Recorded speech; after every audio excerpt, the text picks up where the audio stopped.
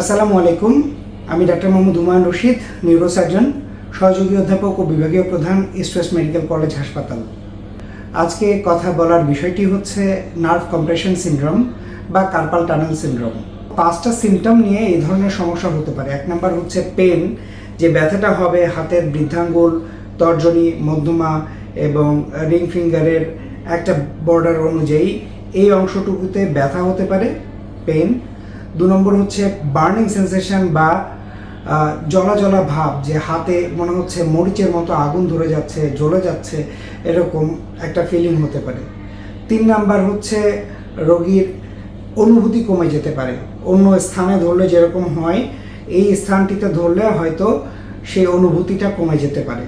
এটা ছাড়া কোনো কিছু ধরতে গেলে, গ্লাস ধরতে গেলে, কোনো ব্যাগ ধরতে গেলে দুর্বল লাগতে পারে এবং আনইউজুয়াল উইকনেস, এই জায়গাটুকুতে একদম দুর্বলতা এবং ব্যথা, এই 5টা ফিচার নিয়ে কার্পাল টানেল সিনড্রোম হতে পারে।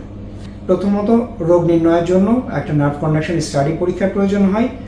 এরপরে চিকিৎসার জন্য আমরা ওষুধ দিয়ে চিকিৎসা করতে পারি, রিস্ট স্প্লিন্ট ব্যবহার করতে পারি, ফিজিওথেরাপি নিতে পারি। এই 3টাতে যদি কোনো উপকার না হয়, তাহলে আলটিমেটলি আমরা কার্পাল টানেল রিলিজ সার্জারি করতে পারি।